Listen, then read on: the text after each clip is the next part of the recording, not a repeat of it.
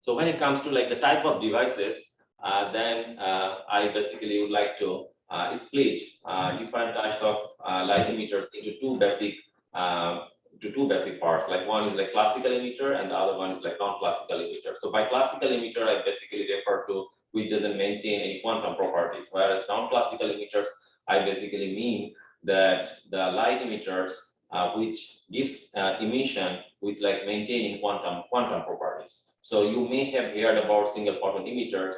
That's like a perfect example of non-classical emitters, as opposed to semiconductor diagonalizers, LEDs, and these are just like a classical emitters, which doesn't maintain quantum property.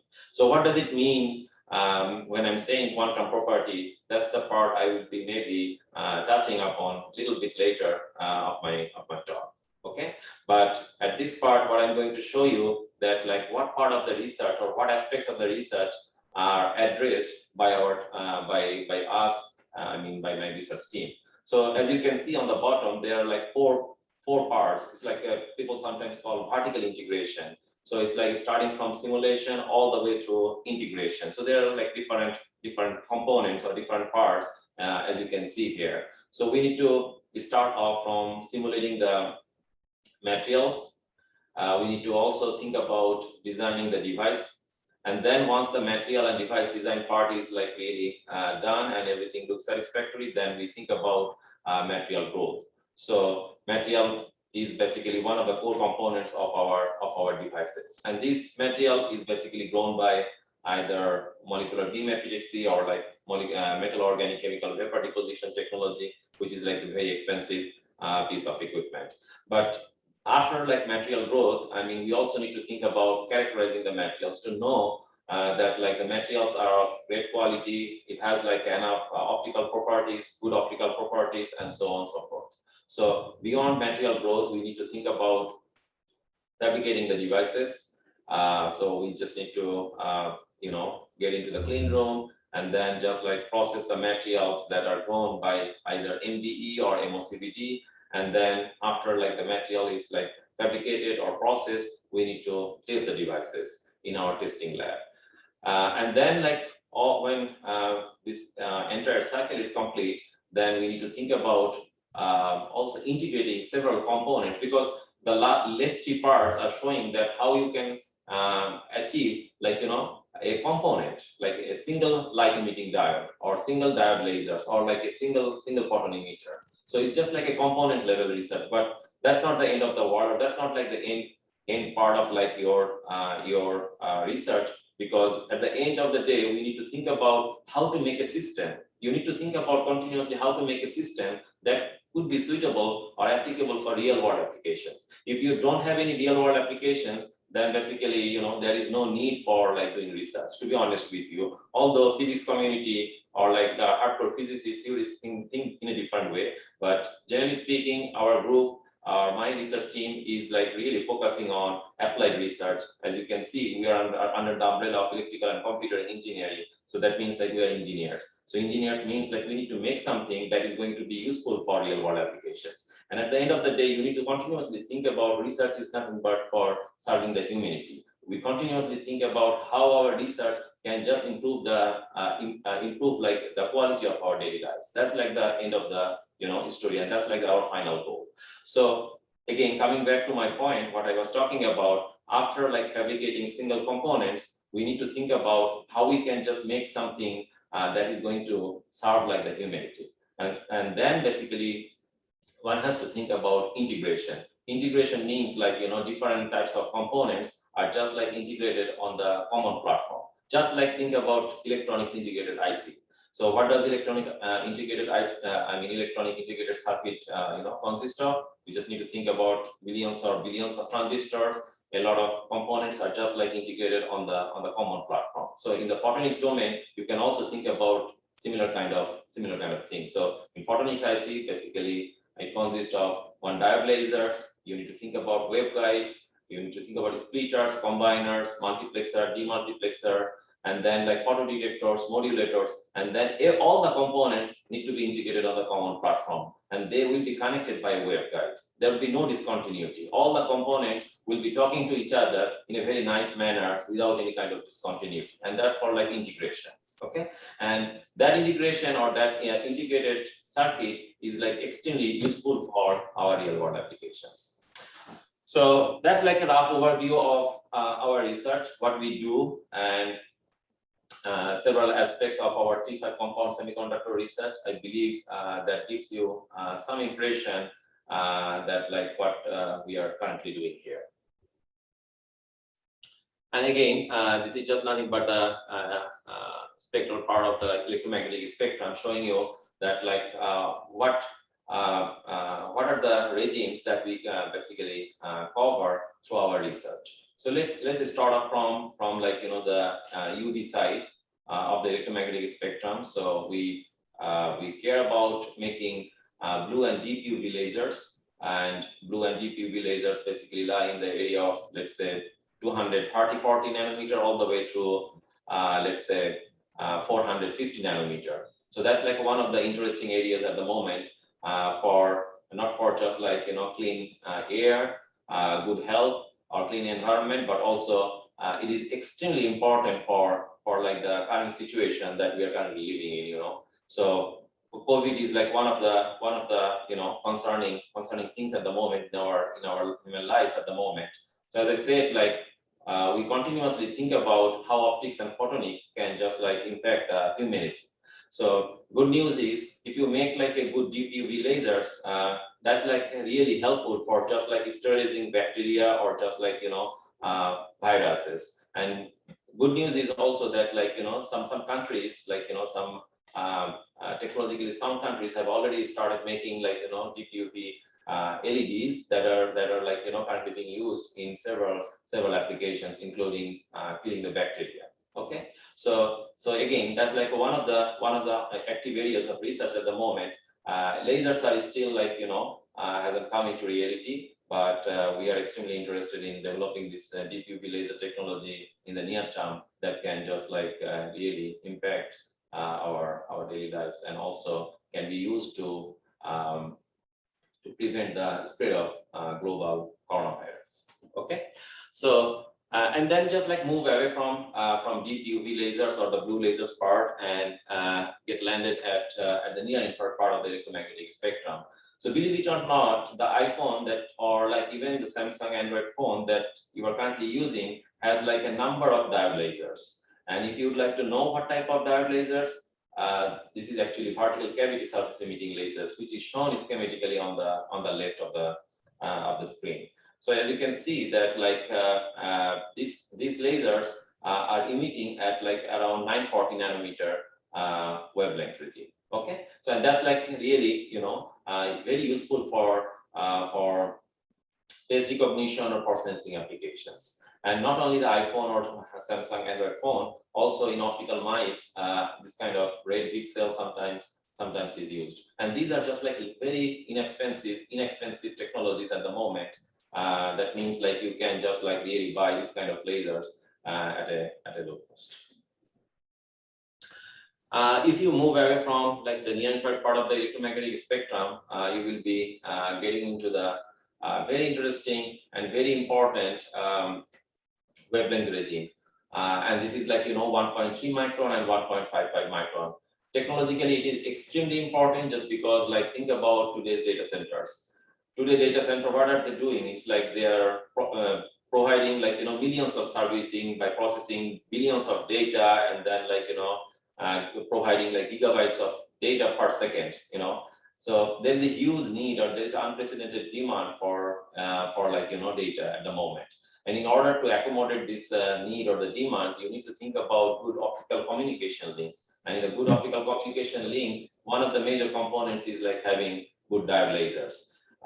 So you need to think about widely tunable lasers. You need to think about the bandwidth, the fast high-speed operation, and so on and so forth. So there are like a number of attractive properties that you need to achieve. And as a part of and for that, you just need to really develop a nice technology by which you can just like enable these applications. And then also, if you go beyond shortwave infrared or like telecom datacom wavelengths, then you will be landing in the mid-infrared part of the spectral regime, and that's like another area of active research. Just because like there are a lot of trace gases available in the mid-infrared region. So, for instance, like carbon monoxide, carbon dioxide, hydrogen sulfide. These are the like trace gases available in our atmospheric environment.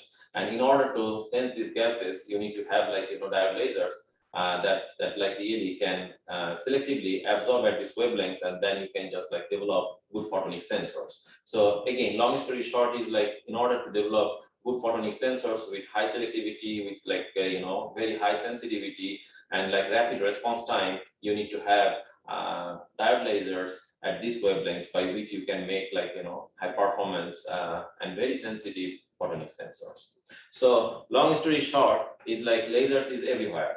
You cannot think of our modern daily lives without semiconductor diode lasers. And yeah, roughly speaking, you see it's like touching all the key areas, including security, sensing, medical, research, and communication.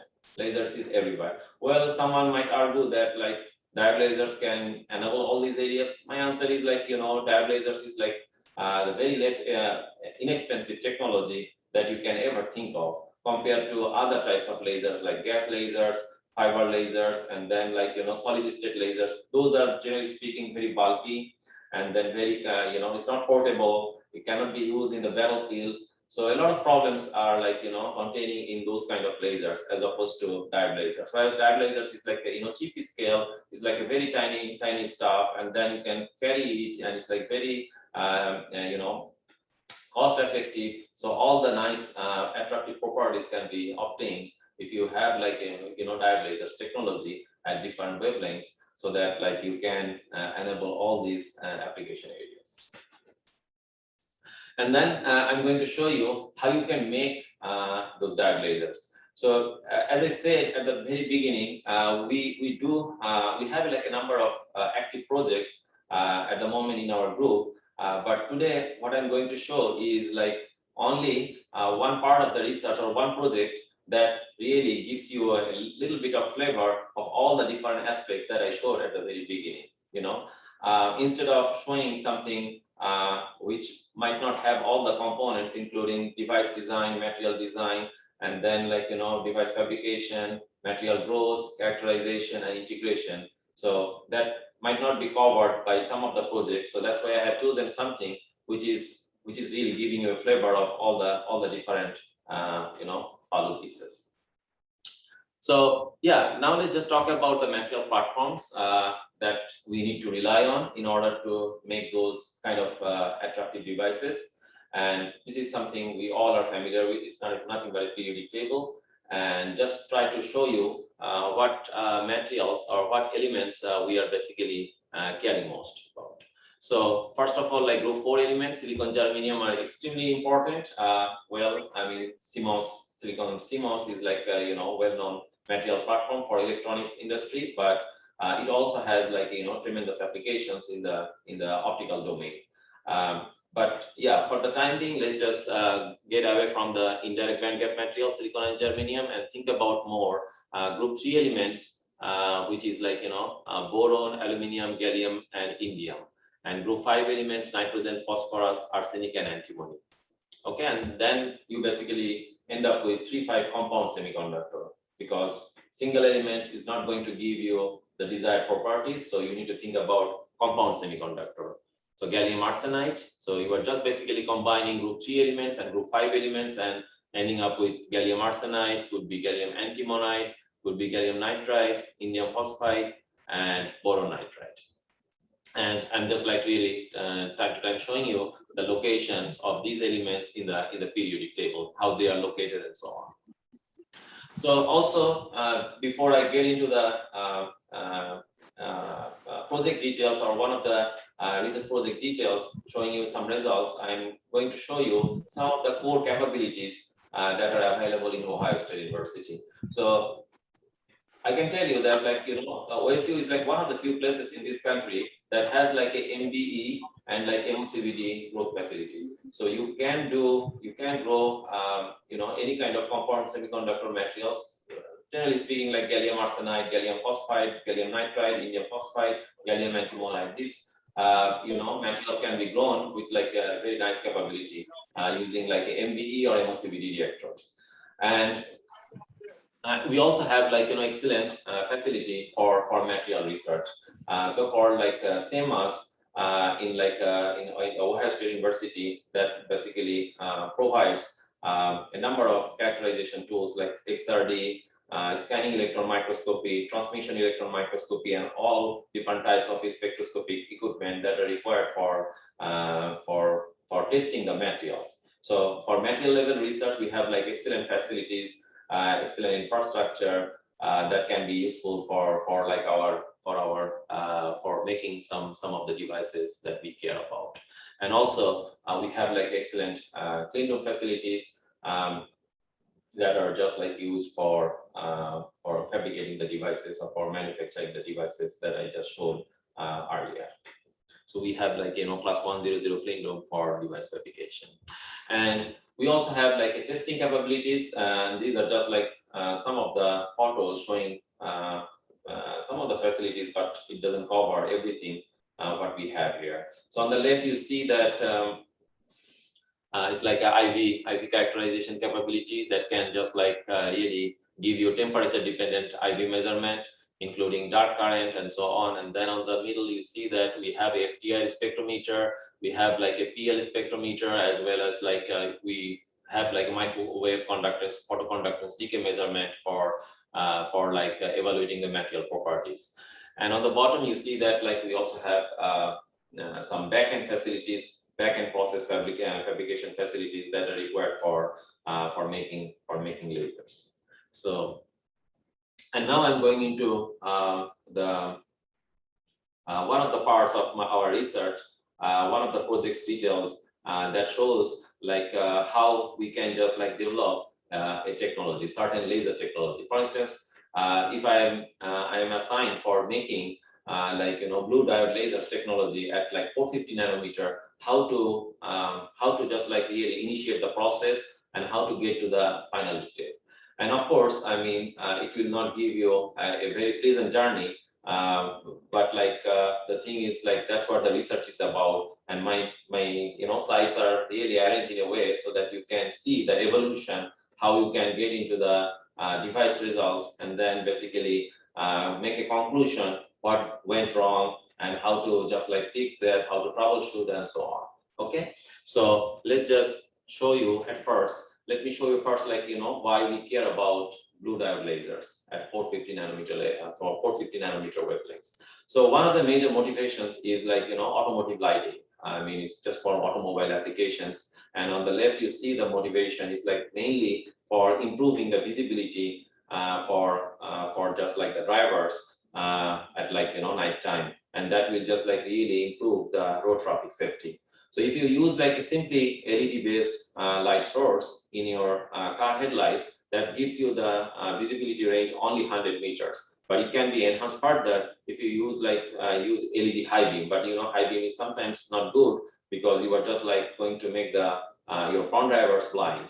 But if you use like, you know, lasers, and that can be diffused a little bit by a LED, then the visibility range can be improved drastically. And as you can see, the numbers is telling that factor of 2 improvement can be achieved by like, you know, the incorporation of diode lasers. And that's like a huge market. BMW has already started incorporating blue lasers in their car headlights, but it's still like performance-wise, you know, cost-wise, and mass manufacturing wise, like still the technology is not there yet. So we need to still work on it to improve the technology, to make the technology a little bit, you know, cost effective, so that like, you know, volume or like a high volume manufacturing can be made possible.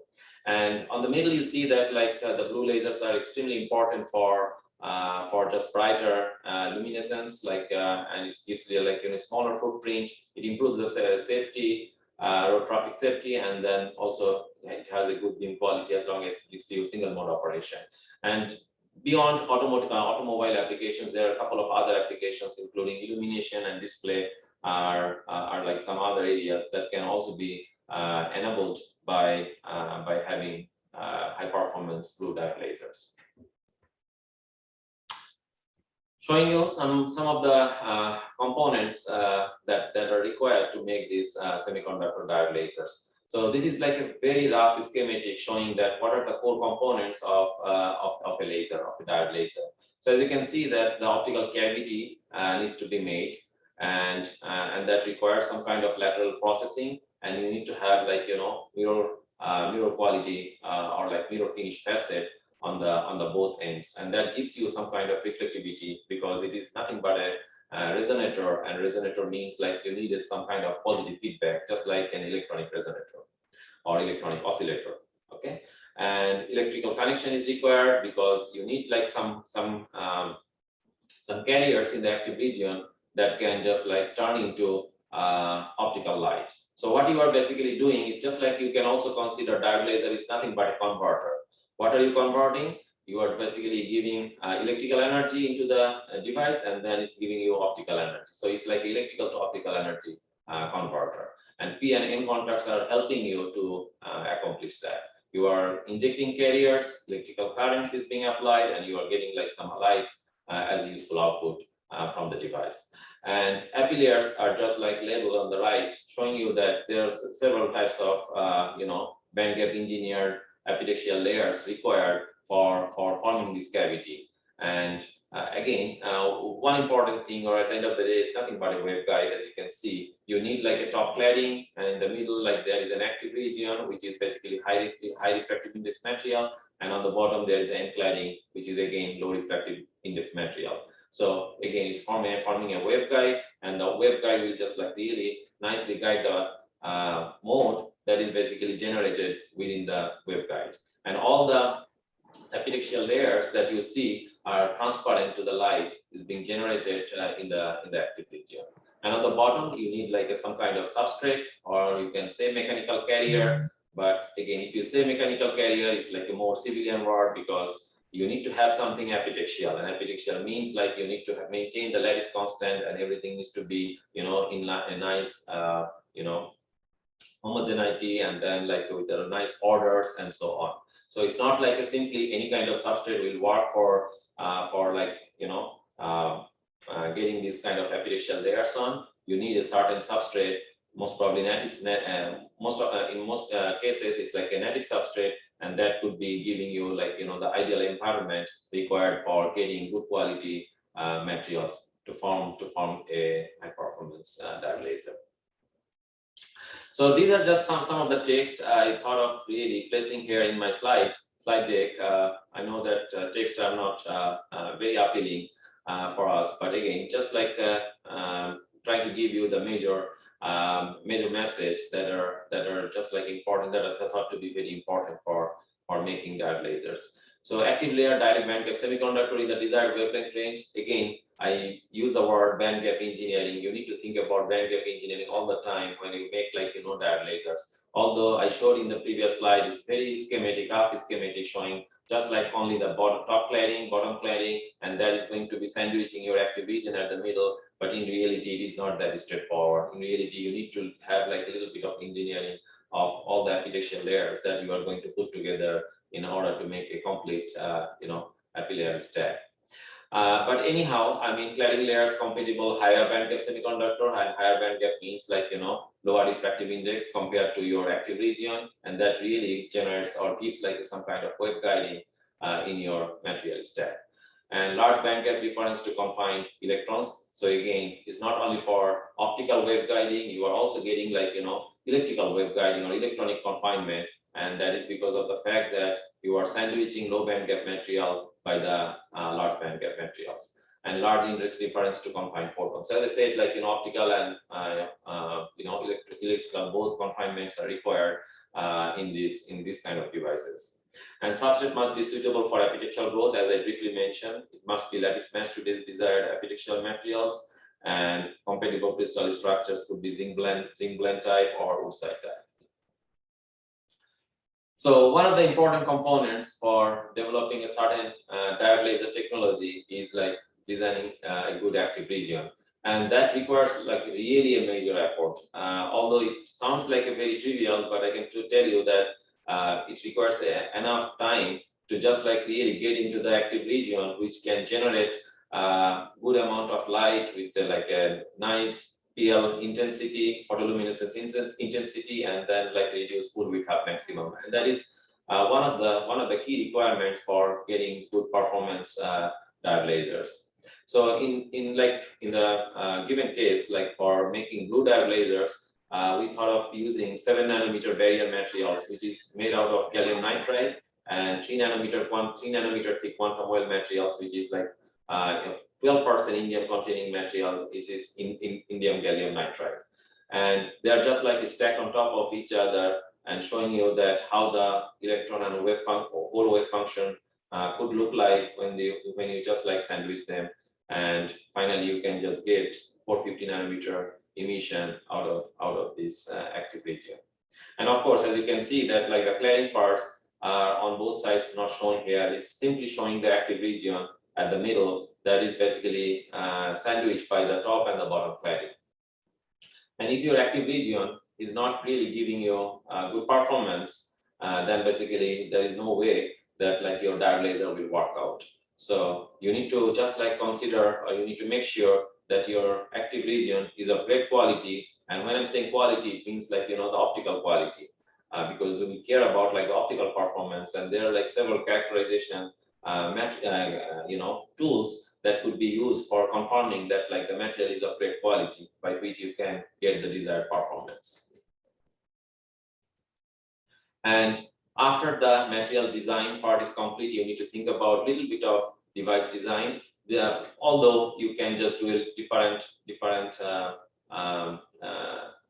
parts of like device design or different aspects, but like I'm showing here very simple and one exemplary design details that is like really one of the key requirements. So for instance, you need to check the mode that is basically generated within the waveguide, and how the mode looks like, how it is penetrating into the waveguide materials, into the top cladding and into the bottom cladding, whether it has any kind of overlap with the top contact material or with the bottom substrate. So these are the things that you need to nicely check to confirm that like the stack or the material design that you have already finished is like really making any sense or not. Okay, so on the bottom you see, on the bottom left you see that like the one-dimensional mode profile showing you the mode which is generated in the active region is nicely decaying off or dying out as it just like gets into the contact layer and into the underlying substrate. So it's like really mode is like dying out, and there should not be any overlap with the top contact and the bottom substrate, just to avoid any kind of absorption. And then we calculate the confinement factor, and confinement factor is just like really giving you a number by which you can tell that how much of the mode is like overlapping of the certain region of your full device structure. So one of the key requirements or one of the key parameters in this device design is like the confinement factor in the quantum well, and that's like really a very dominating factor by which you can comment on that, like your threshold current that is going to be obtained when you make the devices. So you need to really do the careful design so that like the confinement factor can be made as high as possible to reduce your threshold current. But also on the other hand, you cannot just sacrifice the other parameters, including the confinement factor in the other parts of the device stack or the epithelial stack.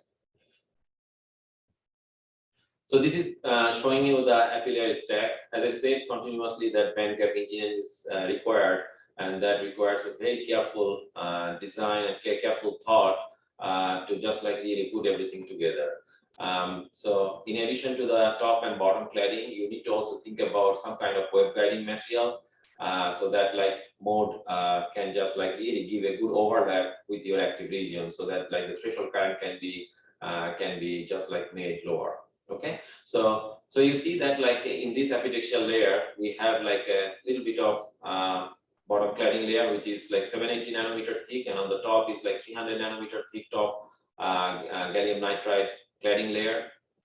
which is like high band gap material, and on the middle there is like active region, as I showed, like 7 nanometer barrier and 3 nanometer thick compressively strained quantum wells that are just like responsible for providing gain. So you need to think about optical and electrical confinement all the time. It's not only optical confinement, because if you cannot inject carriers that are reachable in the active region, then nothing is going to work. So you just need to think about confinement on both aspects, electrical and optical.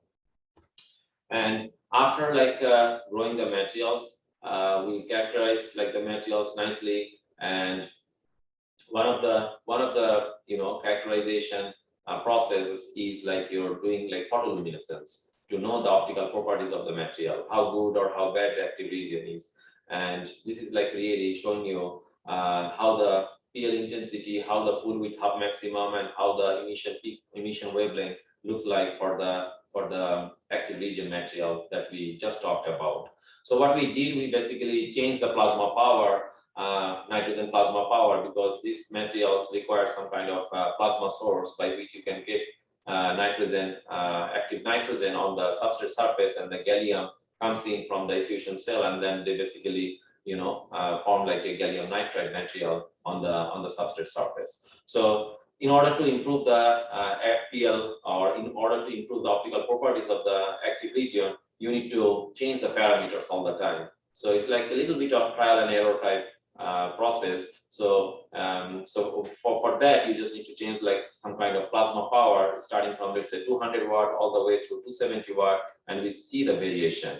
So you see that like when the plasma power was on the order of 200 watt, the intensity was not that great, but as you keep on increasing the plasma power, then the PL intensity goes up, and without changing the the indium cell temperature. So indium cell temperature was kept constant, so which is like mentioned here, like 820 degrees Celsius. But the plasma power, you see, it has a good influence on like the optical properties. So finally, turn out that 270 watt plasma source plasma power is required for getting like good PL intensity that can give you reasonable fluid hub maximum, and emission wavelength is a little bit off from what we target for, but in terms of PL intensity, that is like really great. And that's what we care about most. And now we just need to think about a little bit of device processing, how we will make devices. There are 3 different criteria, or 3 different types by which you can just form your devices. Like it could be gain guided, it could be stripe guided, or it could be risk guided. So every different approaches has like pros and cons. So for instance, if you just think about making your devices based on gain guiding, then the good news is like it doesn't require any kind of etching. So it's like very simple to make. So fabrication process is like very simplified, but on the other hand, you are just like sacrificing with like poor confinement, because carriers are not nicely confined. As you can see, there is like a metal stripe on the top, where there is no any kind of guided mechanism laterally by which electrical confinement can be made nice. So, but that leads to some kind of high threshold current, and the efficiency will be low. But if you make like deep mesa edge and it's through the active region, then you will get like a good confinement, electrical and good optical confinement. But the problem is then you are just like sacrificing with lower. Good confinement means like you are getting lower threshold current, but the problem is like you are activating some higher order modes into your cavity, which is not good. But also on the other hand, like the heat flow or the heat management is not great for stripe lasers, because you are getting less materials on your cavity compared to the left case. And if you think about like surface waveguide type lasers, then the good thing is like it's like a control confinement. It's like single mode emission is possible, because like the refractive index contrast is not really great, and then also on the other hand, like heat management is really great for such surface waveguide based diode lasers. So there are like pros and cons. You need to just like really calculate everything, consider everything, and then finally make a decision on what kind of devices you are going to make. Because at the end of the day, you need to think about how quickly you can get a feedback on your process materials, that whether the materials are grown of great quality, or it's like really it has some issues, so something like that. And for that, you need to do optical measurement, you need to process devices, and you need to really test the device performance, and finally you can make a conclusion that yeah, the devices are of great performance because the materials are of great quality and the fabrications are done nicely without any kind of issues. So now I'm going to show you some of the process flows. So just like how to manufacture, how to fabricate this kind of devices. So we need to start off from growing the materials by either NBE or MOCVD, and then you need to define narrow edges, or like maybe let's say some kind of broad area stripes or ridges, whatever you call. And then after defining the narrow edge by optical standard photolithography, you need to passivate the material by blanket silicon nitride deposition. And after silicon nitride deposition, you need to open the window on the center part of the devices, and then you need to deposit gold metal on it so that P contacts can be formed with low resistivity. And then after P metal deposition, you need to a little bit thin down the substrate so that like we can get a nice environment for like scribing and breaking the materials that can give you mirror finish facets. And then once like it is thinned down, you need to deposit in metal on the back side so that like you can connect it to a battery source or like some kind of voltage source or current source for injecting carriers into the device. And now I'm going to show you the fully processed SEM scanning electron microscopy picture that really shows you all the details, each single part of like your devices that are just like really manufactured or like that are really done for getting like a complete shape of the devices. So on the top you see that like which giving you a very nice contrast, that is like your gold metal contact, and the silicon nitride is a little bit darker and gives you better contrast against like the applier materials, which is like of little bit less dark. And on the bottom you see the substrate. So this part is etched, and then this black portion is showing that like how silicon nitride or silicon dioxide passivated the side walls and a little bit of top of the leads, and then you open the window, so there is no silicon dioxide or dielectric layers on top of the epitaxial layer, because this is like conducting part. So if you apply current by placing a DC needle, then current will be forced to be flowing through this part. So you see, this is the current flow. And after like processing the materials, you need to also do a little bit of back-end process. So the part that I just showed is like showing you a little bit of front-end processing, but that is not enough for bringing it to the testing lab and just like checking it by electrical measurement. You need to do a little bit of work just to complete the full cycle. So as I said, like you thin the substrate down to 150 micron from 500 micron thick substrate, and then you need to scribe and break the sample, the process materials so that you can get a mirror finish facet. And the mirror finish facet will give you good reflectivity that can give you positive feedback.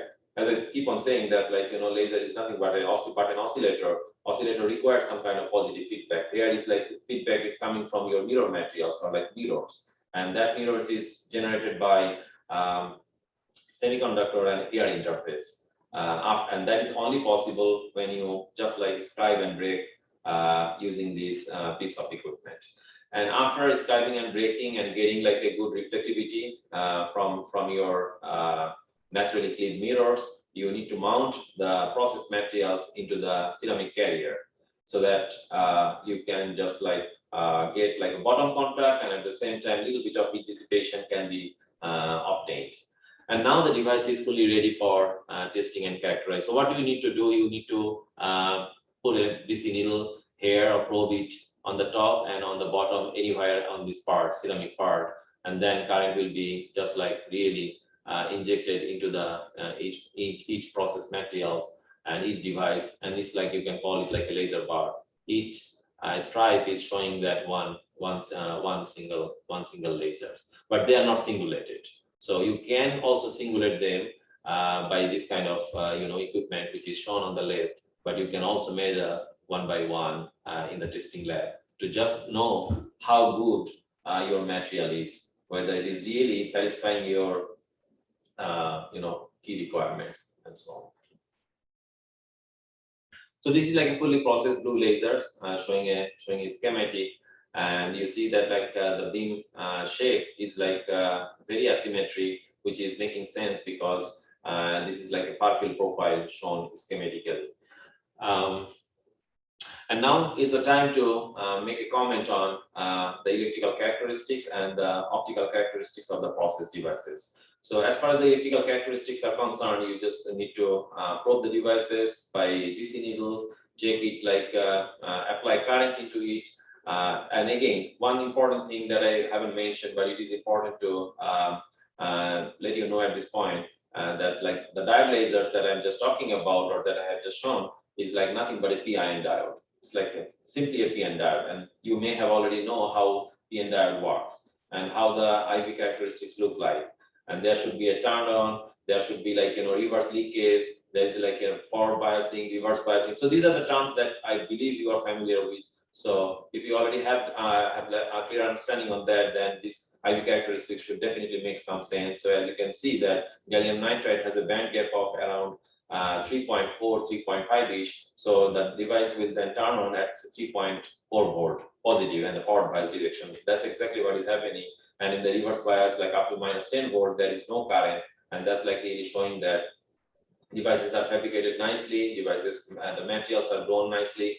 And you can see that the reverse leakage current, if you plot it in log scale, which is shown in the inside, showing like, the reasonably low dark current. So considering all this, I can say that like the device is nicely fabricated, materials are grown of like great quality.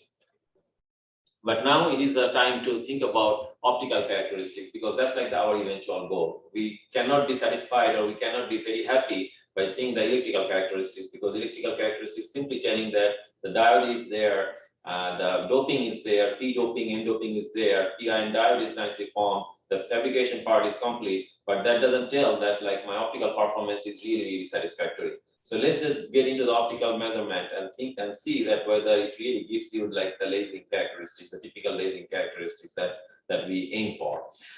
So it turned out that like, even at like a current around like up to 2.5 ampere, the device didn't like really show any lasing.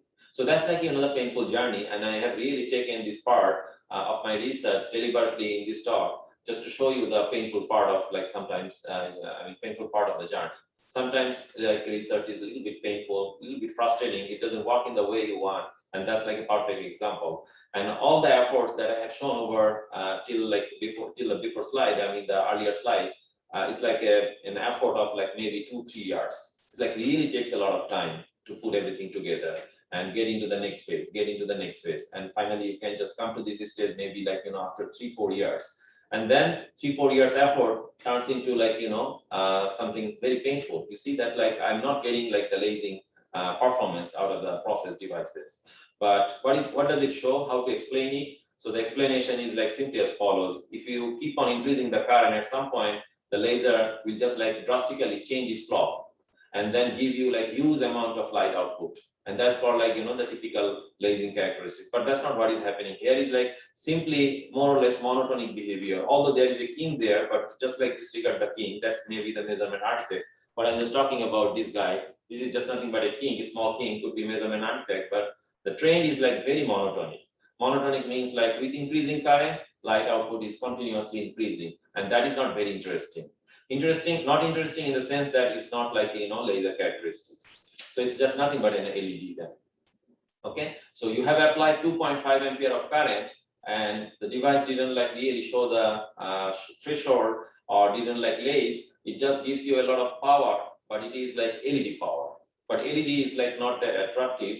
Well, it has certain applications, but like some applications require like, the laser behavior or the laser properties, which you cannot get out of LEDs. Okay, so the long story short is like these devices were tested in pulse mode, and we applied up to the current of 2.5 ampere. The device didn't laze, And then we need to also check the spectral properties a little bit to see where the emission wavelength is. And we found that the emission wavelength is like hitting at 410 nanometer, although our aim was a little bit longer, like as I said, 450, maybe 440-ish, around that wavelength, but we finally ended up with 410 nanometer. So you see that like everything is like very challenging. So you cannot sometimes control the emission wavelength, and also the device performance is like completely determined by your grown materials. Okay, and that's what you will also see in a few slides from now.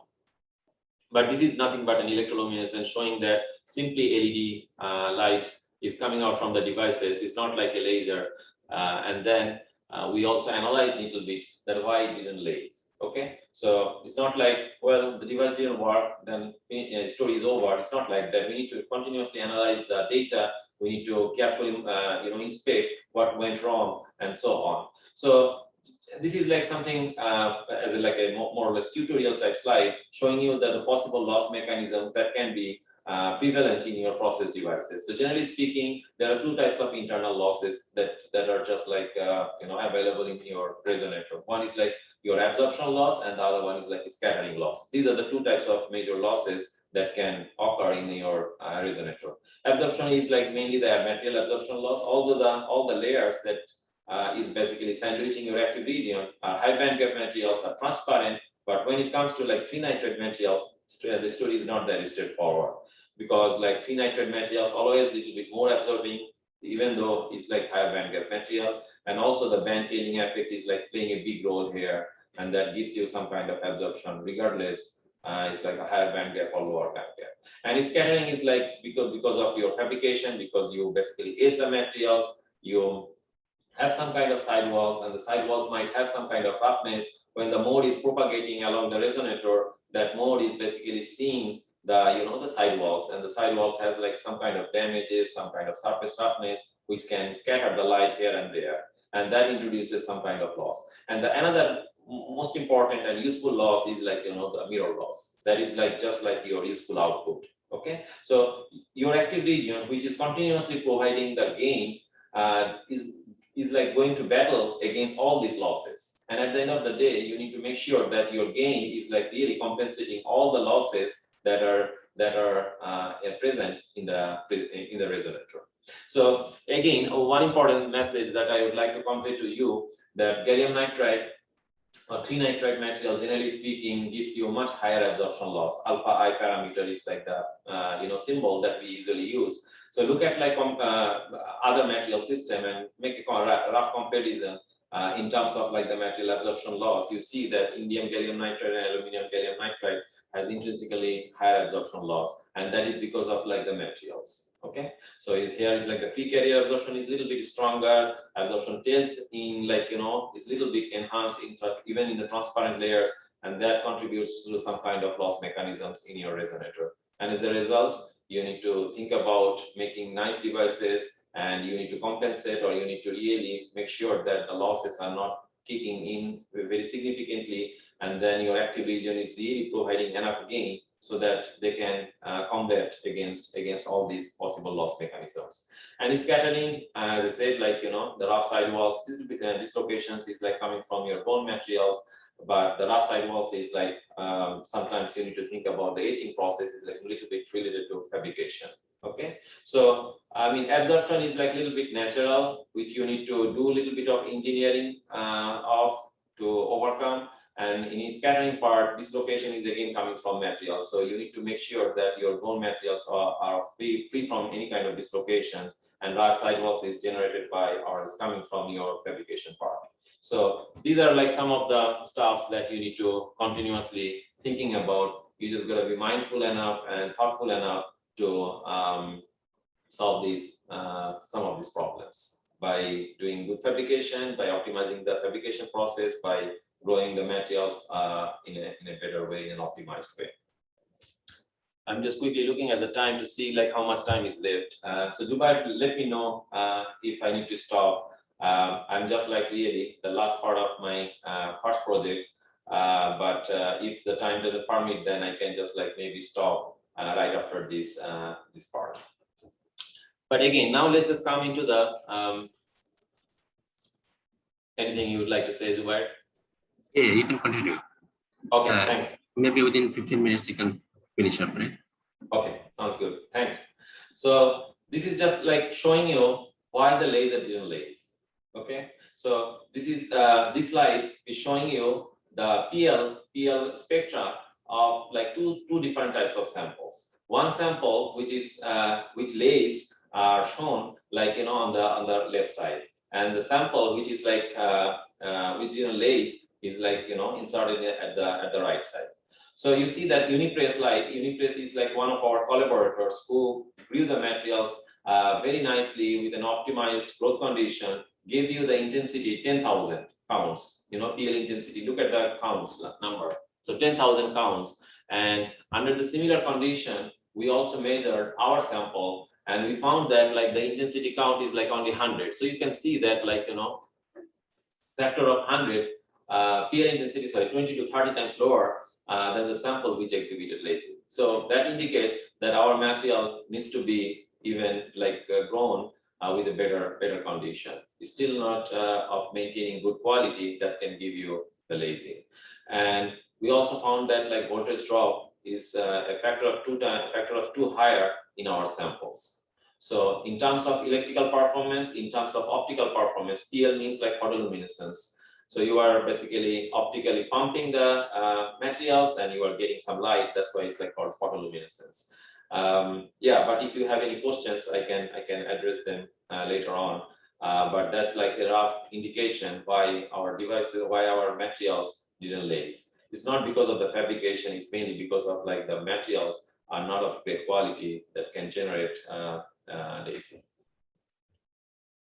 And yeah, I mean, currently we are also working to get around some of the problems. I have to admit that some of the problems are very fundamental, very basic, and is like really need to find a way.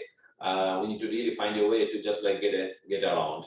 And for instance, like indium clustering problem or phase separation, and these are like some of the problems that we need to combat against. And but like the bottom line is the gallium nitride and gallium nitride quantum well should be impurity free, should not have any phase separation or any kind of clustering, because if you have these kind of problems, that means like the carriers will be trapped there, and trapping is like not a good sign, because then you are not really generating your injected carriers into photons. So you need to continuously thinking about how you can inject carriers and how you can make them like useful outputs by generating light or generating photons out of it.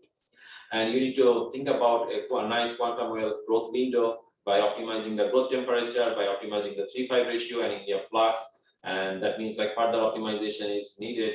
And also we need to think about removing some of the undesired PL peaks that might be appearing in your spectrum. So as I said, like, after making components or like some devices, single devices, we cannot just like finish the story, because no one is going to be interested if you have simply only one device. One device is not going to be serving in our real world applications. It's not going to do anything useful. So what you need to do, you need to make a system, or like need to think about subsystem. And as a part of making subsystem, you need to think about integration. And integration means like some kind of several kinds of components, optical or photonic components, need to be assembled together in a common platform. That's like one of the important things that you need to notice here. That like SOI substrate is used, and that can accommodate all different types of components. For instance, like waveguides, couplers, and other combiners.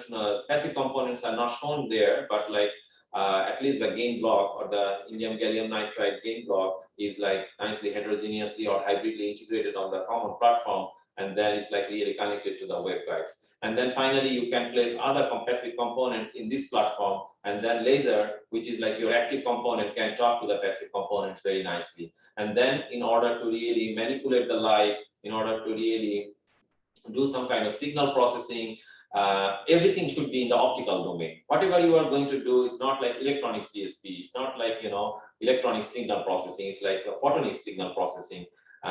You need to have like this kind of integrated circuit platform by which you can like get some kind of functionalities, optical functionalities. You need to guide the light, you need to manipulate the light, you need to direct the light in a different manner so that like one common goal can be satisfied. And for doing that, you need to have like some kind of integrated platform. And in this case, like silicon is like the best choice, generally speaking. Okay. Also, people might argue some other common platforms could be something else, but if we consider like the electronics industry, the whole electronics industry is like run by the CMOS, like industry is like run by the silicon substrate or SOI substrate. So in that case, like electronics and photonics can be nicely integrated if we have like everything on the silicon platform. And that's one of the reasons why we use like SOI platform for even for like the photonic components, for like assembling all the photonic components. On the bottom is like showing that like the mode evolution at different parts of the waveguide or the passive waveguides, how the mode, which is basically generated in the gain block, can be nicely transferred into your silicon waveguides or like SOI platform. Because once the light is like in this SOI platform, then you can do all different types of things like light direction, guiding, and then manipulation, or just like getting a wide range of functionalities that we actually care about most. So I don't know, I mean, okay, maybe we have a little bit of time, and I will be just like brushing off the second part of my talk, which is going to touch the non-classical light sources. As I said briefly at the very beginning, that when I'm saying non-classical, I basically refer to a light source that will be maintaining like some kind of quantum property. At the moment we know that like we are landing at the quantum age, and let me just show you the quote. This is something I took from a reliable source. I just like didn't provide the source information on the bottom. Sorry for that, but like this is like something very trustworthy, and we can just like really take it very seriously. If you consider the 19th century is like labeled as the machine age, the 20th century the information age, I can just like say you that like 21st century is going to be the quantum age. And on the right side, you are seeing that like how the Chinese scientists have established a quantum entanglement measurement. And this has been done, or this has been conducted, I think, back in 2016. And believe it or not, this like quantum information science technology is going to be a global competition at the moment. So US and China are just like really battling against each other in terms of like making this kind of successful experiment. But this experiment is just like really showing that like quantum entanglement can be nicely done at a distance of, let's say, how much, like 1,200 kilometers. So previous world record was like 143 kilometers, but this was like one of the stepping stone results showed you that the quantum entanglement is possible at a distance of like 1,200 kilometers. So that's like really a great milestone. As I said, like a stepping stone results towards demonstrating even better experiment. But this is like one of the early demonstrations Chinese scientists showed back in 2016. So I'm just like really showing you a motivation why quantum information science is like something we should care about. And these are like the answer, because there are like 4 major areas under the quantum information science umbrella that like includes quantum sensing, quantum communication, quantum simulation, and quantum computing. So out of these 4 areas, we are mainly interested in like quantum communication because we already have the existing infrastructure in the classical communication system that can be leveraged for enabling quantum communication. So for quantum communication, you need to have like some kind of single photon emitters with like a nice properties, with the desired properties. You need to have like a single photon detectors, and all the other stuffs in between are just like coming from the classical parts. Okay, so but the light source and the detectors are not like the classical devices. They must be of like quantum or non-classical devices. They just should show the quantum property, which you cannot get, or like you cannot inherit from the earlier part of my presentation. So what do we need to do? We need to have like some kind of nice materials that can just give you the single photon emitters. You need to have like some kind of light source with which will show some quantum properties. And for that, like wide bandgap is like the obvious choice, because we can do a lot of bandgap engineering, defect engineering, within this wide bandgap material system, by which you can get like single photon emission. So HBN, stands for hexagonal, and BN is like boron nitride. Hexagonal boron nitride is one of the attractive material platforms that are currently being pursued by many scientists, many research groups all around the globe, just like to get single photon emitters using point defects, which are just like available within the band gap of this wide band gap material. And this is just like the band gap engineering chart showing that like what the band gap is of HBN material and what the lattice constant is for this. Yeah. And boron nitride is like a very interesting and very mysterious material, I would say also. There are 3 polytypes, even could be more. It could have like a woodside polytype, it could have zinc blende, or it could be hexagonal. We are mostly interested in hexagonal materials. This is showing you that why hexagonal boron nitride is extremely interesting. We can make 2-dimensional devices, transistors, and so on. You can make classical deep UV light sources using hexagonal boron nitride. You can also make single photon emitters. So we are mainly interested in the rightmost one, single photon emitters. This is just showing you that like the hexagonal boron nitride is like very 2-dimensional. It's like grown layer by layer on top of any kind of substrates. It's like mainly van der Waals epitaxial materials. So maybe the substrate is like really playing not playing a big role. But that's like a little bit contradictory. I don't want to get into the details of that. And this material was grown in a emissivity reactor utilizing the concept of chemical vapor deposition. Growth temperature was 1500 degrees Celsius. Duration was 3 hours, and the precursor which we used was like borazine. And I think like instead of really getting into the characterization details, I can just simply take you to the last part. I think I should stop here. Zubair, you can just like let me know what I should do. But I think it's better to stop here. It's already 12:15. Yeah. Give us the summary. So yeah, I mean, the major takeaways from my slide is like from my talk, from my webinar, is like compound 3-5 semiconductor research is like really one of the exciting parts, one of the exciting areas of research. There are a lot to explore. There are lots of things that need to be investigated in the upcoming days, in the upcoming months, years, and like one of the or like a few areas include deep UV laser technology, single photon emitter, single photon detectors at telecom wavelengths are very active areas of research. We need to think about integration all the time, which has not been yet investigated. There's like another active area of research. So these are some of the things that we are currently trying to do at the Ohio State University. Yeah. With that, I would just like to stop, and I'd be happy to take any questions that you may have. All right. Thank you, Dr. Shamsul Arafin.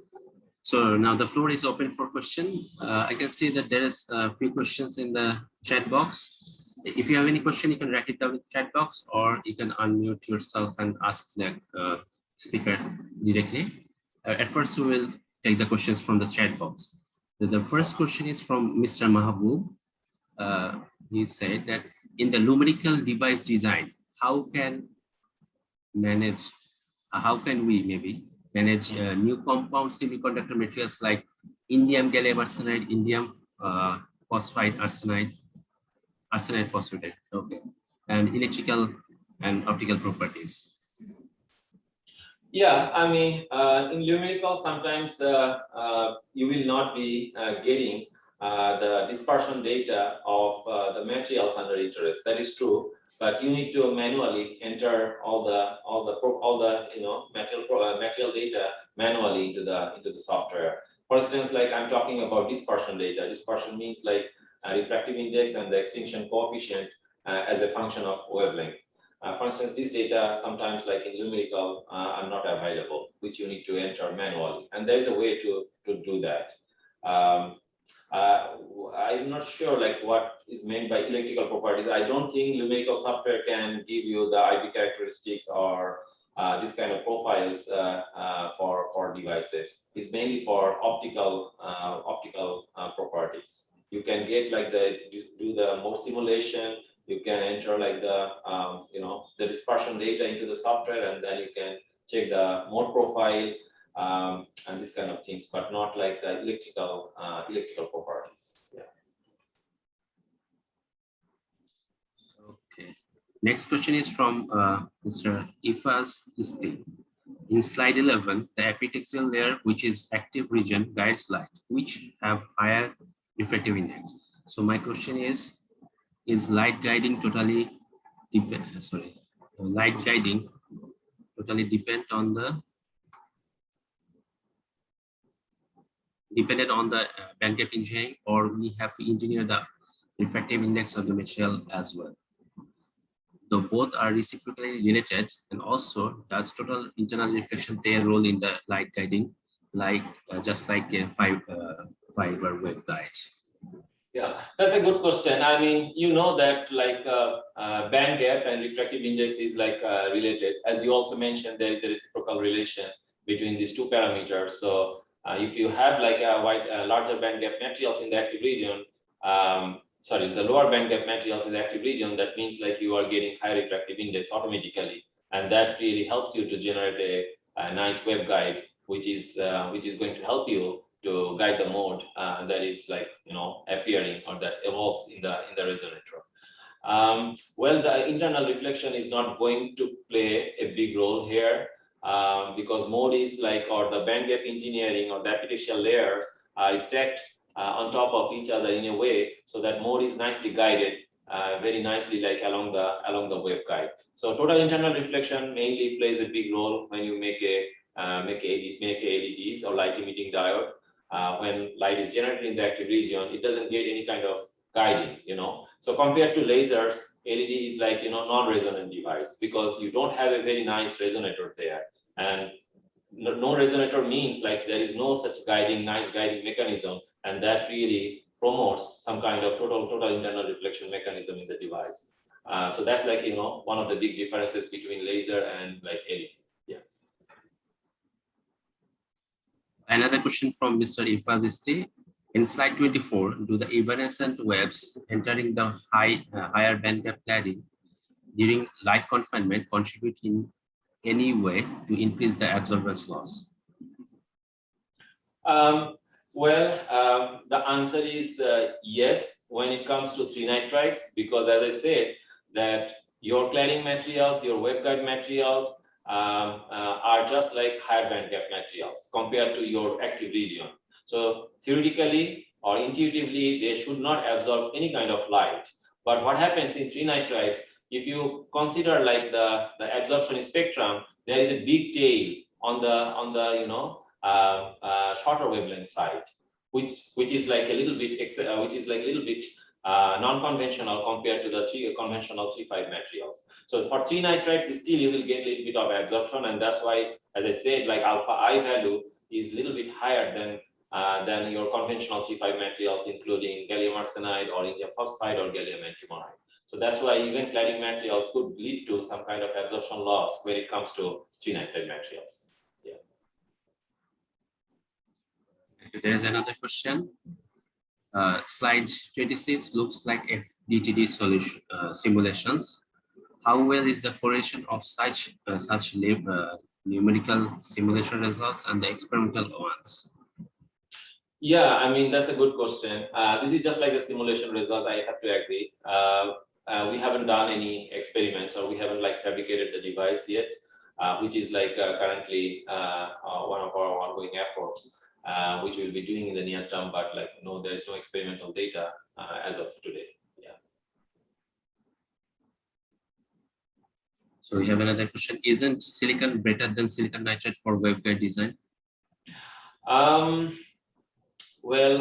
Silicon nitride is like really a very interesting and very appealing material because it can give you very less absorption compared to silicon-based waveguide. So yeah, silicon has a refractive index of, let's say, 3.5-ish, and you can interface with like silicon dioxide, which is like 1.5. So nice contrast can be achieved like maybe 2 or so. So from that respect, like mode guiding or like the light guiding can be done very nicely. But when it comes to like, very low loss waveguide, and then like really making a nice platform, then it's like silicon nitride is not a bad choice, because silicon nitride gives you extremely low loss platform, which you will not get from silicon. And also think about silicon also has a transparency up to the wavelengths of, let's say, maybe up to 3 micron or 3.5 micron. Silicon nitride is like has a very wide band performance in terms of the absorption.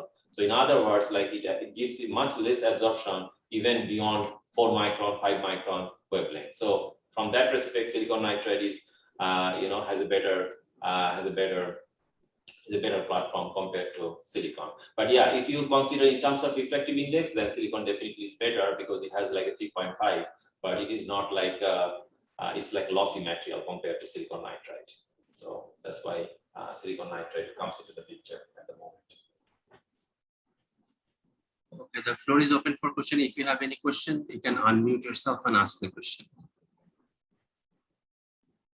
So I have a quick question. Like, have you tried the particle cavity structure, or like Bexel structure, or your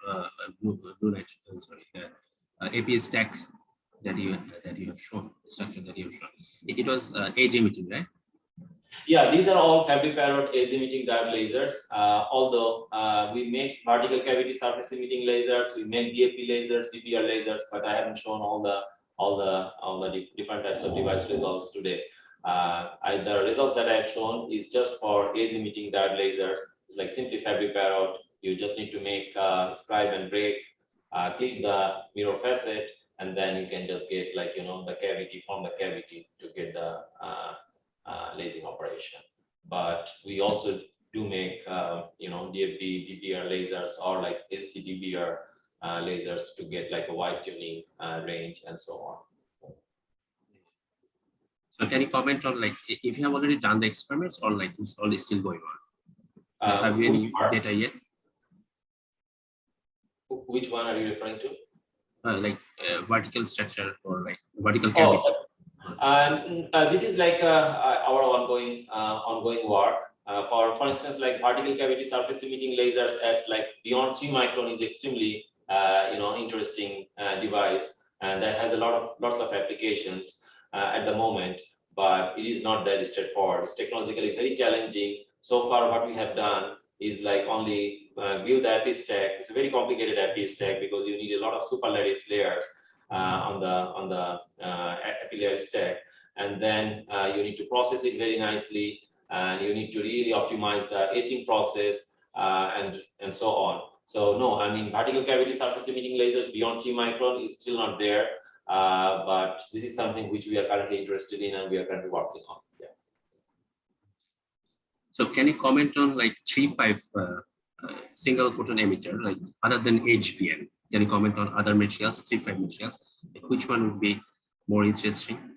Yeah, I mean, this is like and this is under debate. First of all, people always are mainly interested in like 3.5 based single photon emitters, but like you need to think about the band gap of the material that you are going to use. So the band gap is like the interesting parameter because these single photon emission is mainly coming from your point defects. So these point defects can be nicely obtained, and it will maintain all the quantum attractive properties when they are just like really embedded, and then they can just like really generate a quantum photoactive states within the band gap. So for instance, like gallium arsenide, think about the band gap. It's like 1.42 as opposed to hexagonal boron nitride, which has like a 6 electron volt band gap.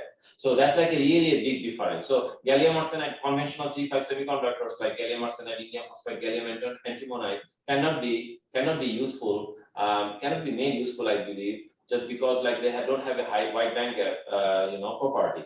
On the other hand, you can argue by saying that, well, gallium nitride or aluminum nitride, for instance, has also wide band gap. It's a large band gap. So why don't we use then aluminum nitride or gallium nitride? Well, people have been trying. People have been like pursuing this material platform to just like really get single photon emitters on this platform, but like the results are not as good as like the ones from HBM platforms. So because HBM is interesting not only from the point of view of only wide bandgap, but also it gives you some other attractive properties, which I haven't mentioned, but you will not get those properties, attractive properties in other material platforms. So that's why 3-5 base single photon emitters are not that interesting. That's what which has already been proven. So now people or the community is more trying towards 2D, two-dimensional materials, like could be MOS2, could be hexagonal boron nitride on this kind of two-dimensional material platforms, because you are getting extra advantages from those materials. Not only because of wide bandgap, but also think about two-dimensional properties. You can go Van der Waals mechanism, and also some other properties which I haven't talked about and which I don't want to get into details of. All right. Thank you, Dr. Shamsul Arafin. So is there any other question from the audience?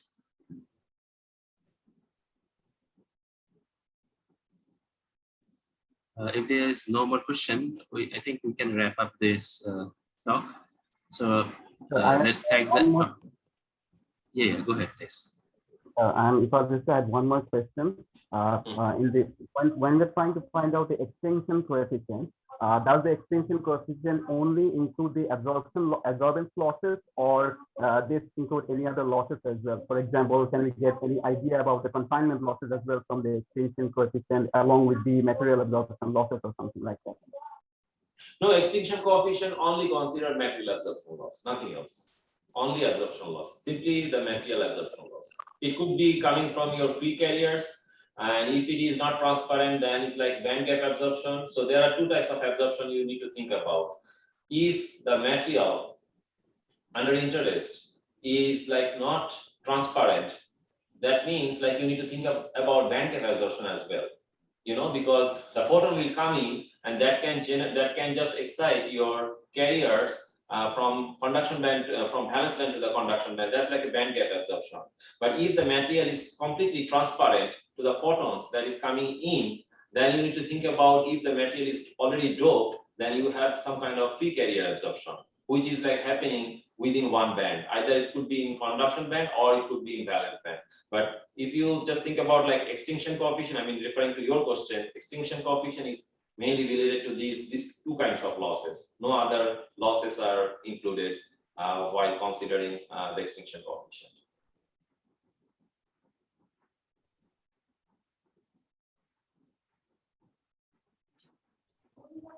Is there any other question from the floor? Okay, before we conclude the session, we can take a picture. Everyone, audience, you can turn on your camera. Shamsul Arafin, thank you so much for joining in this webinar and giving the talk. I'm sorry that I was in another session, so I missed a part of your earlier talk, but we really appreciate you giving us the time and giving the talk for us. Thank you so much. Ajit. Yeah, of course. It's really a pleasure. It's a great honor giving a talk like our webinar in front of you guys. I really enjoyed it, and thank you very much for giving me the opportunity to just be a part of this event. So thanks again for taking this great initiative, Jubair and Sajid. Yeah.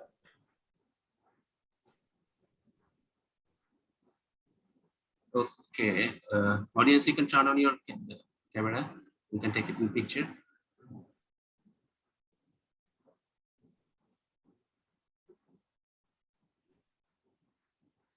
We are also planning to invite Professor Saif al-Islam on August 27th.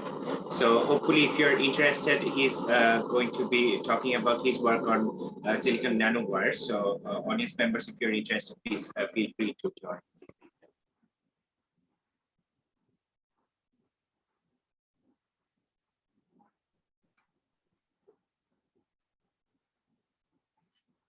Okay, let's we can conclude this session, right? Yeah.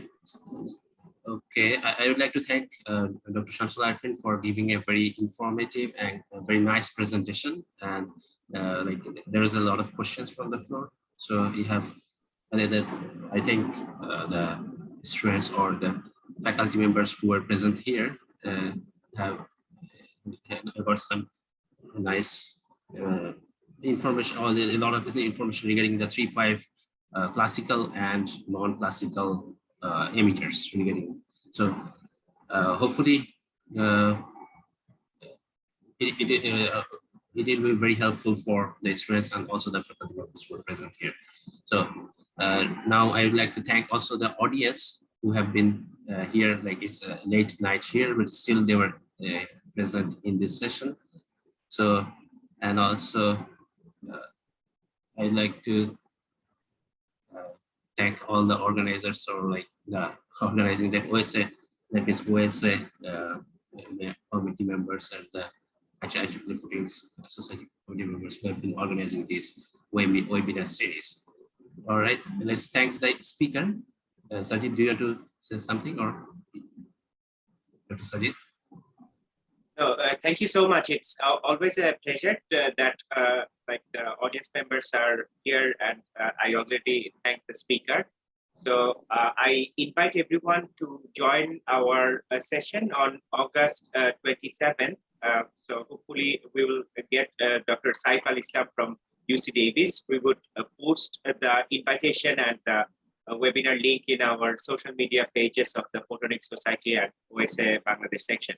So I hope that everyone would join there, and thank you so much for thank you everyone, and thank you to Ahmed Zubair Bhai for taking the lead initiative in organizing today's webinar. So with this, I would like to request the host to close the. Okay, thank you, Dr. Shamsul Arafin. Yeah, bye. Bye. And good night.